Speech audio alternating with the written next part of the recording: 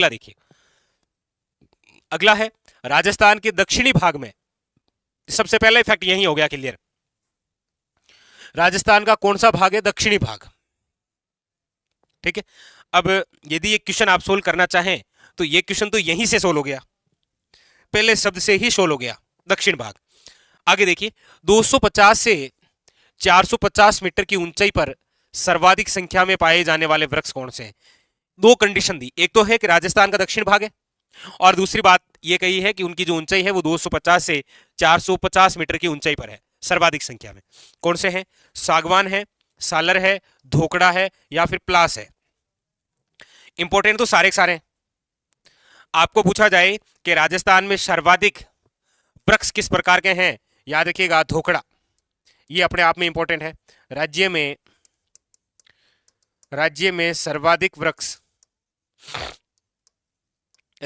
सर्वाधिक वृक्ष कौन से पाए जाते हैं? याद रखिएगा धोकड़ा वृक्ष, ये भी अपने आप में इंपॉर्टेंट है, वेरी वेरी याद रखिएगा एग्जाम के लिए। ठीक है, दूसरी बात याद रखिएगा, ये जो प्लास है, इस प्लास का ही दूसरा नाम क्या है? ढाक, याद रखिएगा।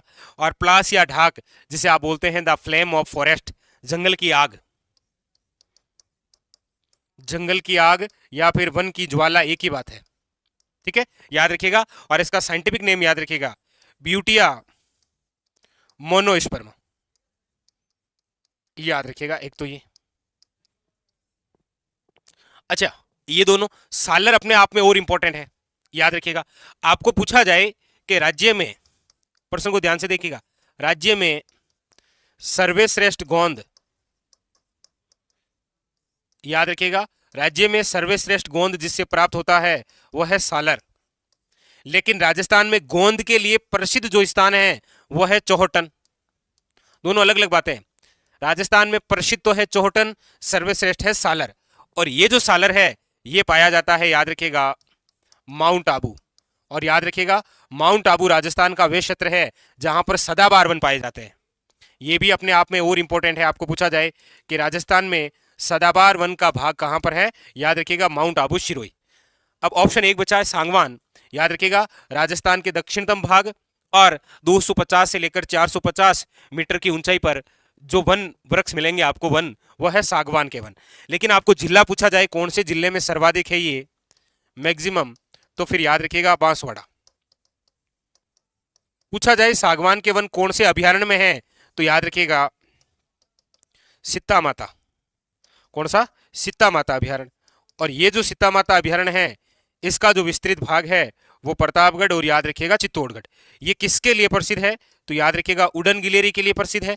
इसके अलावा याद रखिएगा ये चौसिंगा के लिए प्रसिद्ध है, और इसके अलावा याद रखिएगा इसे चित्तल की मातृभूमि भी कहा जाता है।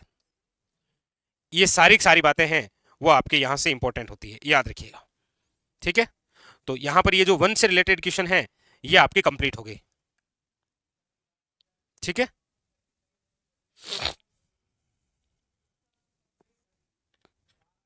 चलिए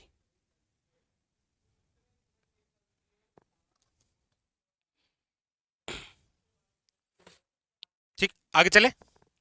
अगला क्वेश्चन लीजिए, बहुत शानदार। राजस्थान में किस पेड़ को जंगल की आग या वन की ज्वाला कहा जाता है, बताइएगा, किसे कहा जाता है, बताइए।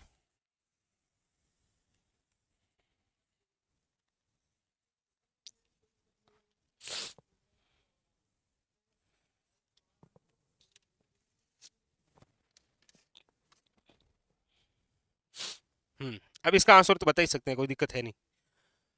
बिल्कुल, महुआ है, खेजड़ी है, प्लास है, या फिर धोकड़ा है। देखिए, महुआ की बात करते हैं तो याद रखिएगा इसे आदिवासियों का कल्प वृक्ष कहा जाता है। आदिवासियों का कल्प वृक्ष, याद रखिएगा महुआ। महुआ का साइंटिफिक नेम भी याद रखिएगा मधुका लोंगाफोलिया, मधुका लोंगोफोलिया। याद रखिएगा महुआ से प्राप्त होती है देशी शराब जिसे बोलते हैं महुड़ी। आदिवासियों का पेय पदार्थ है ये। ठीक है, वेरी वेरी इंपॉर्टेंट। ये आदिवासियों का कल्प वृक्ष है। आप कमेंट करके बताइए कि आदिवासियों का, देखिए बहुत अच्छा कंसेप्ट है आपके सामने एक आदिवासियों से रिलेटेड। देखिए, एक तो आपके सामने आता है कि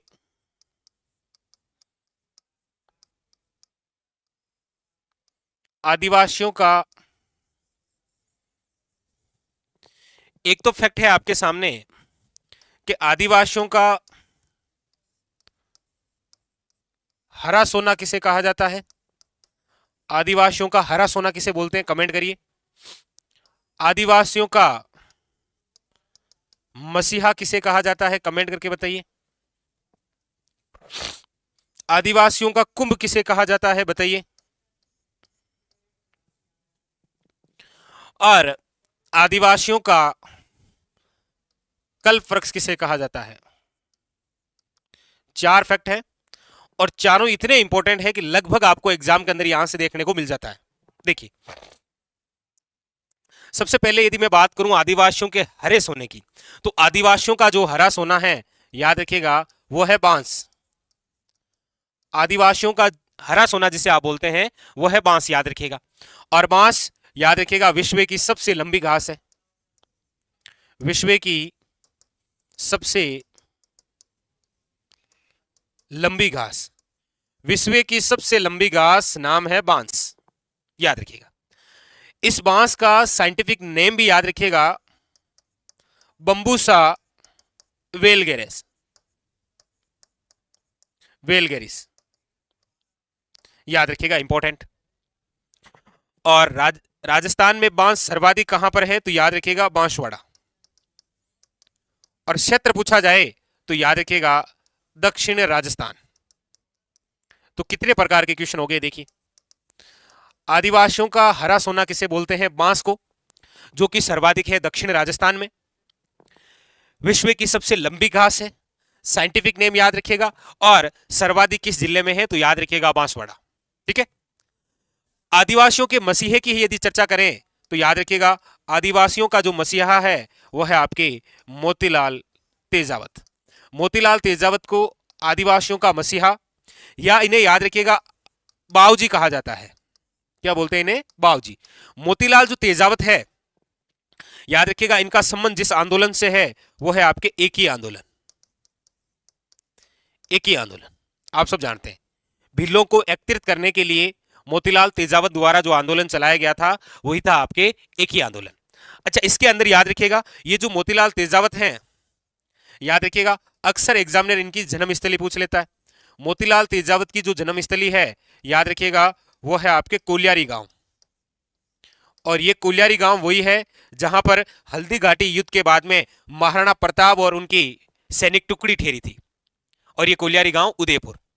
याद रखिएगा इनका संबंध किस परिवार से रहा है, तो मोतीलाल तेजावत का जन्म कोलियारी गांव के, याद रखिएगा, ओसवाल परिवार में हुआ है।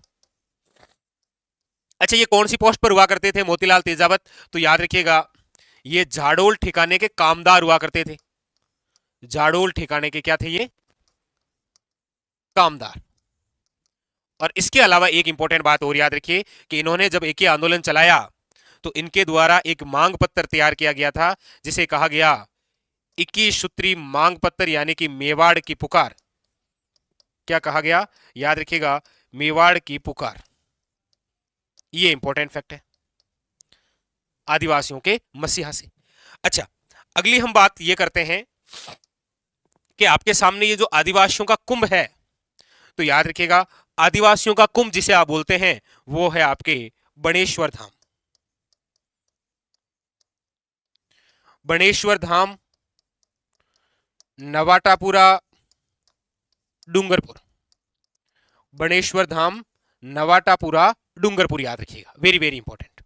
और ये जो बणेश्वर धाम है, इस बणेश्वर धाम को स्थापित करने वाले कौन थे, तो याद रखिएगा संत मावजी। कौन थे, याद रखिएगा संत मावजी थे। ये जो बणेश्वर धाम है, याद रखिएगा यहां पर मेला भरता है माघ पूर्णिमा को। कब भरता है, याद रखिएगा, very very important, Magh Purnima को। ये जो बणेश्वर धाम है, यहां पर खंडित शिवलिंग की पूजा होती है। खंडित शिवलिंग की पूजा होती है, याद रखिएगा। ये जो बणेश्वर धाम है, यहां पर त्रिवेणी संगम है। और ये जो त्रिवेणी संगम है कौन कौन सी नदियों का, तो याद रखिएगा सोम, माही और जाखम। सोम, माही और जाखम क्या क्या है यहां पर, त्रिवेणी संगम, याद रखिएगा। कल्प वृक्ष की हम बात करें, आदिवासियों के कल्प वृक्ष की, तो याद रखिएगा आदिवासियों का जो कल्प वृक्ष है वो है महुआ। महुआ का साइंटिफिक नेम जो है वो है मधुका लोंगाफोलिया। मधुका लोंगाफोलिया, याद रखिएगा। और ये जो महुआ है याद रखिएगा इससे प्राप्त होती है देशी शराब, और देशी शराब नाम है याद रखिएगा महुड़ी। आप SIRS के पेपर उठाकर देखेंगे तो आपको डायरेक्ट यहां से वन लाइनर क्वेश्चन मिलेगा कि आदिवासियों का पेय पदार्थ किससे प्राप्त होता है, तो याद रखिएगा महुआ से। ठीक है, याद रखिएगा कौन सी, देसी शराब। अच्छा याद रखिएगा और कमेंट करके बताइए कि महुआ जो वृक्ष है इनकी पत्तियों का उपयोग भिल्लों की कौन सी प्रथा में यूज लिया जाता है। भिल्लों की कौन सी प्रथा है, तो याद रखिएगा टोटम प्रथा। वैसे टोटम है, भिल्लों के देवता है, याद रखिएगा। ठीक है, तो वेरी वेरी इंपॉर्टेंट फैक्ट होते हैं, याद रखिएगा एग्जाम के लिए। यहां से कोई सा भी पेपर उठाकर देखेंगे तो या तो मसीहा मोतीलाल तेजावत से, या कल्पवृक्ष महुआ से, या फिर आदिवासियों के कुंभ से, या फिर आदिवासियों के हरा सोना, यहां से आपको फैक्ट देखने को मिलता ही मिलता है, याद रखिएगा। ठीक है, और कोई भी एग्जाम हो स्टार लगा लीजिएगा, क्वेश्चन आना तय है, चाहे कोई सा भी एग्जाम हो, यहां से फैक्ट जरूर आएगा। इनमें से कोई सा भी फैक्ट हो यहां से जरूर आएगा। ठीक है, याद रखिएगा, वेरी वेरी इंपॉर्टेंट। चलिए आगे चले, एक बार बताइए फटाफट, हम सब आगे चलें। याद हो गया, यहां से आएगा क्वेश्चन, याद रख लेना।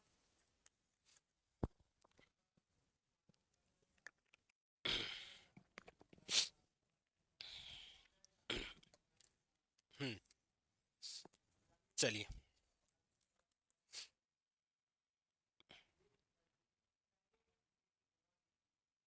ठीक है, फटाफट और पढ़ लीजिए एक बार, क्योंकि अब फटाफट साथ साथ में याद करेंगे तभी बेहतरीन होगा।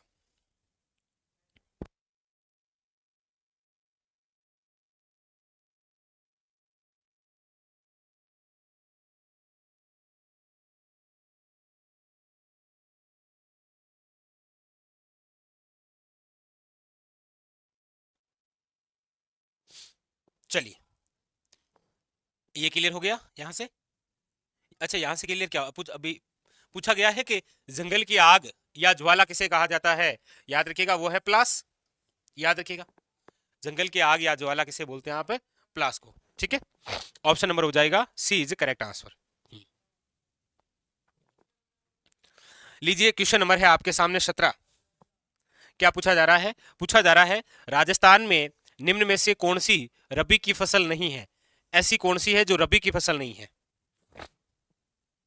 ऑप्शन है आपके सामने गेहूं, चन्ना, जौ और बाजरा, और पूछा जा रहा है कौन सी ऐसी फसल है जो रबी की नहीं है। तो ये तो ऑप्शन देखते ही पता चला, और ये क्वेश्चन अभी आया था आपके। अब नाम से पता चल रहा है कि बाजरा जो है वो आपके क्या है, खरीफ की फसल,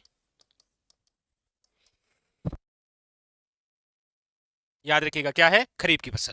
ठीक है, अगला क्वेश्चन देखिए, क्वेश्चन नंबर है आपके सामने 18।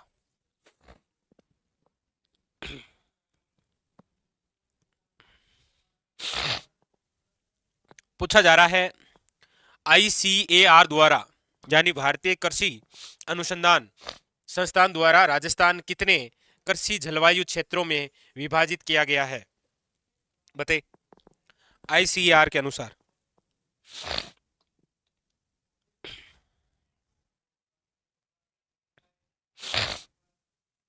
रामकिशोर लीजिए इसका जवाब दीजिए, बताइए इसका आंसर क्या होगा। ICAR द्वारा राजस्थान कितने कृषि जलवायु क्षेत्रों में विभक्त है।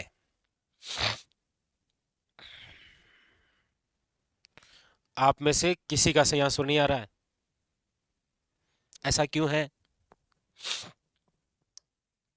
देखिए यहां पर ऑप्शन आप जो ढूंढ रहे हैं वो तो मिलेगा नहीं, सिंपल सी बात है।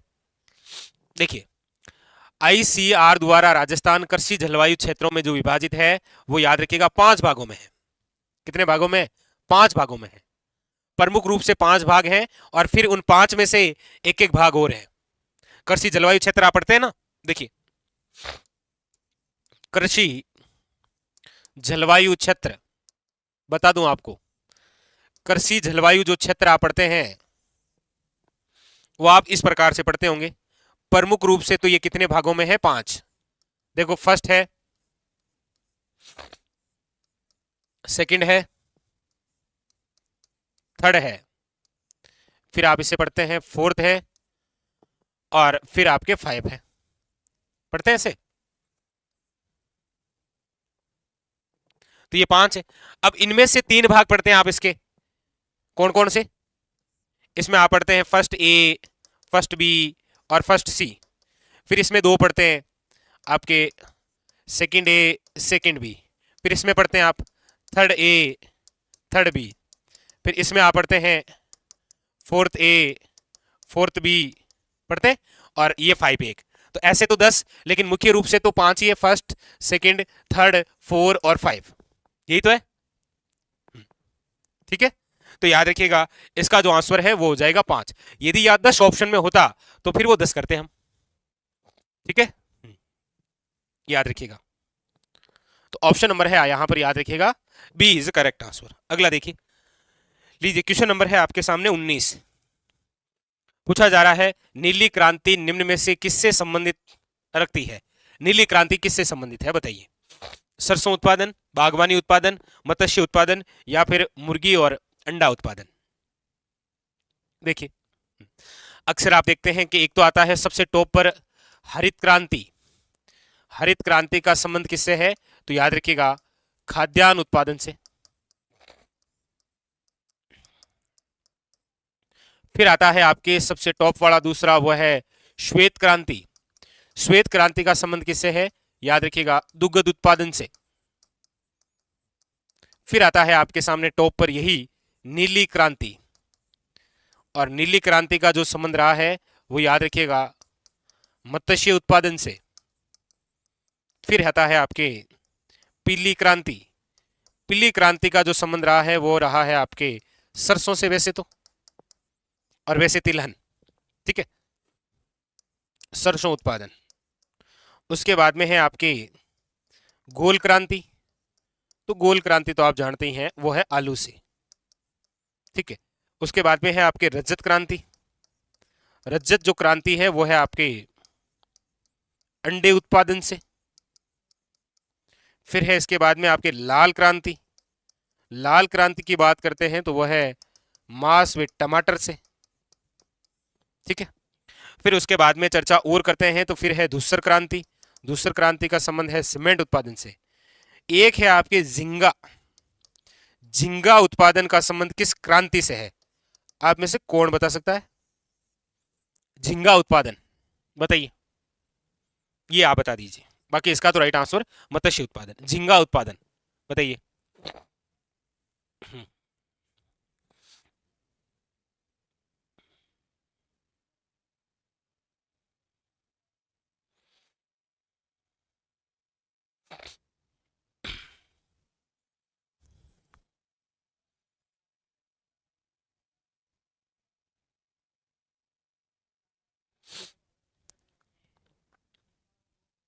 हाँ, वेरी वेरी इंपॉर्टेंट।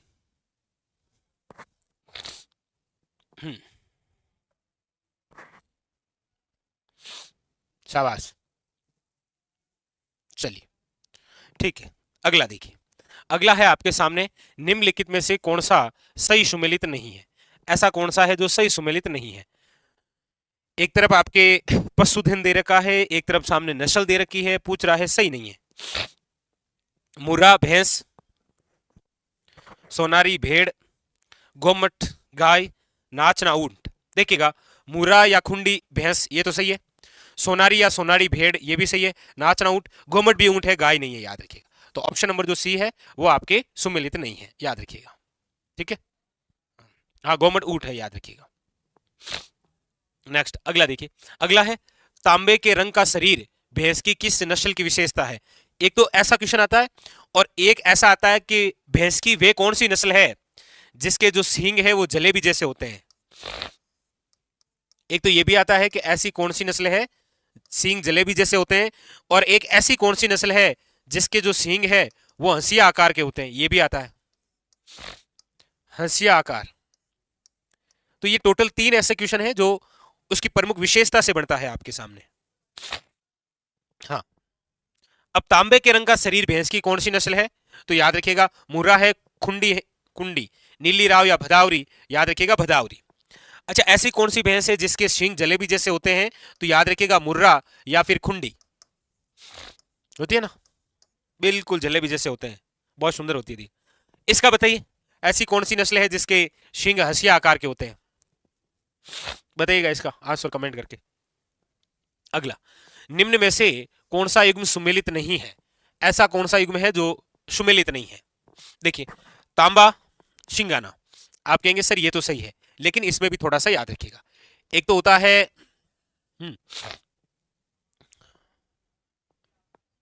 ठीक है, हाँ देखिए, तांबा, तांबा का सिंगाना याद रखिएगा, ठीक है कोई दिक्कत नहीं। टंगस्टन डेगाना, और ये तो ऐसा है जो डायरेक्ट आपको वन लाइनर पूछ लेगा कि टंगस्टन के लिए प्रसिद्ध है, याद रखिएगा डेगाना क्षेत्र, ठीक है। और अगला है सीसा जस्ता राजपुर दरीबा, ये भी सही है। अब्रक के लिए जामसर, आप याद रखिएगा जे से जामसर, जे से जिप्सम, जामसर स्थान है जिप्सम के लिए, और जिप्सम की सबसे बड़ी खान ही जामसर में है, जामसर बीकानेर में है आपके, अब्रक के लिए नहीं है, याद रखिएगा।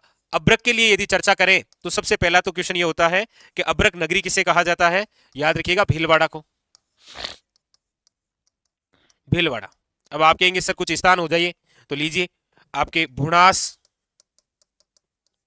टुंका, याद रखिएगा ये जो क्षेत्र हैं ये किसके लिए प्रसिद्ध हैं, अब्रक के लिए, ठीक है, वेरी वेरी इंपॉर्टेंट, याद रखिएगा।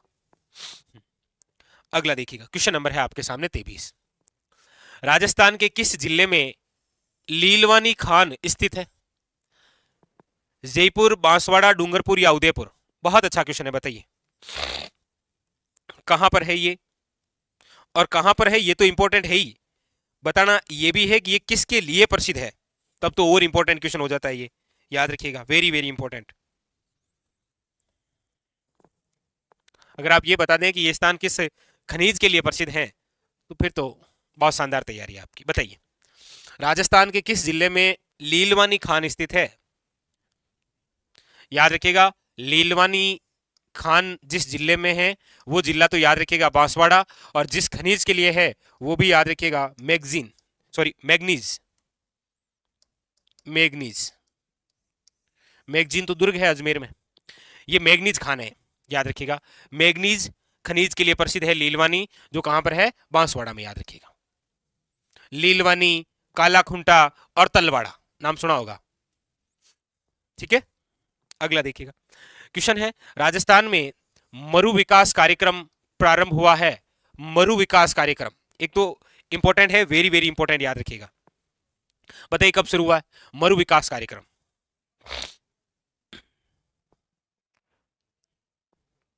बताइए। 71, 72, काफी बार एग्जामिनर के अंदर पूछा ये, याद रखिएगा इसका जो राइट आंसर है वो है आपके सामने सी इज करेक्ट आंसर, याद रखिएगा। एक बताइएगा, अरावली वृक्षारोपण कार्यक्रम,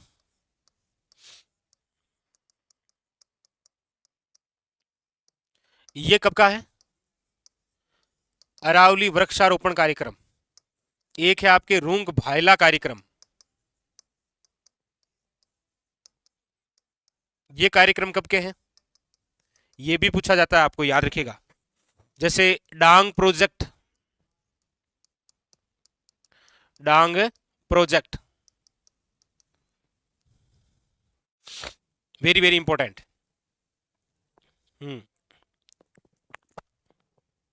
याद रखिएगा इनके बारे में भी। क्वेश्चन नंबर है आपके सामने 25, क्या कह रहा है,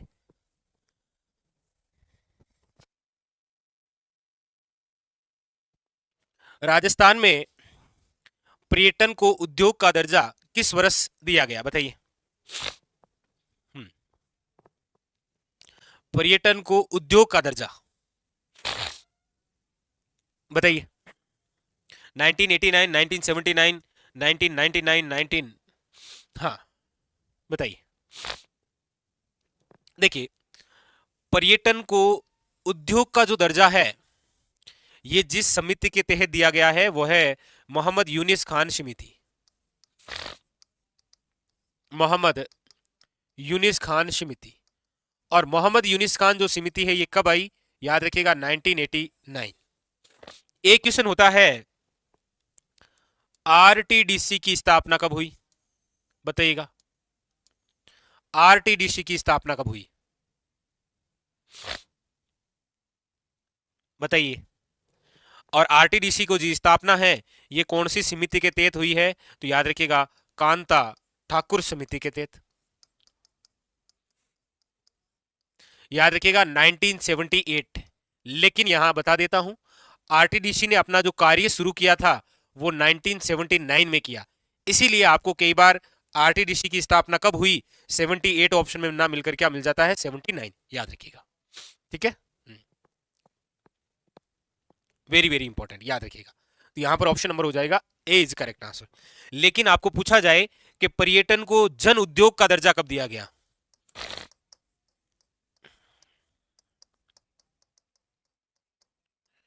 पर्यटन को जन उद्योग का दर्जा कब दिया गया ये बताइएगा जरा कमेंट करके।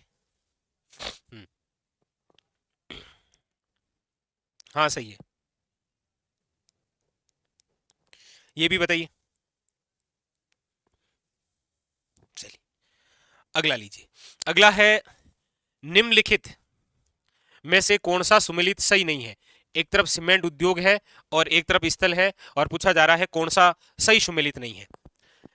पहला है आपके जेके सीमेंट निम्बाहेड़ा चित्तौड़गढ़, दूसरा है मंगलम सीमेंट मोडक कोटा, तीसरा है श्री सीमेंट ब्यावर और 4 है बिरला व्हाइट सीमेंट गोटन। देखिएगा सफेद सीमेंट की यदि मैं चर्चा करूं तो सफेद सीमेंट का पहला कारखाना जहां पर स्थापित हुआ है वो गोटन नागौर में है और याद रखिएगा ये जेके व्हाइट सीमेंट है। दूसरा जो है वो खारिया खंगार जोधपुर है और यहां पर बिरला व्हाइट सीमेंट है, याद रखिएगा।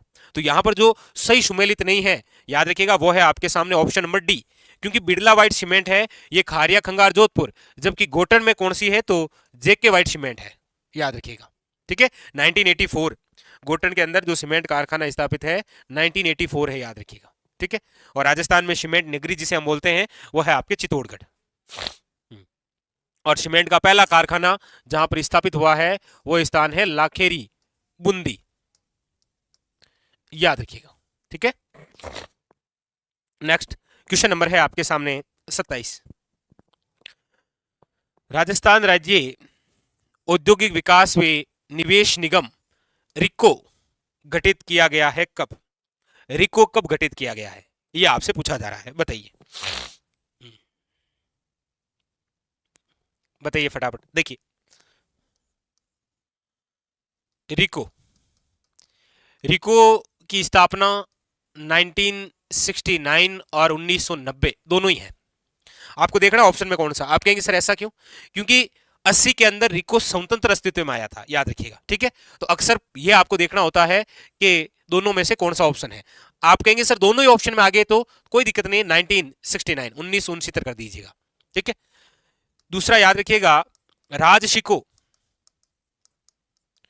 Rajasthan small industrial corporation, Rajasthan लघु उद्योग निगम, याद रखिएगा 3 जून 1961।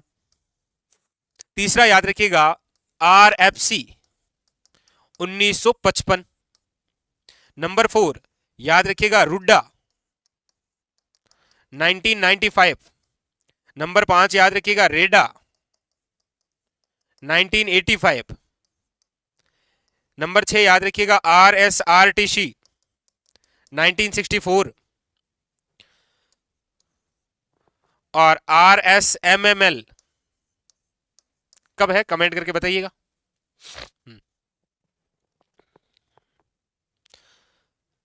Rajasthan state mines and mineral limited, Rajasthan राज्य खान व खनिज विभाग पूछ रहा है, इसकी स्थापना कब हुई है ये बताइएगा। बाकी यहां option number A is correct answer है, कोई दिक्कत नहीं है।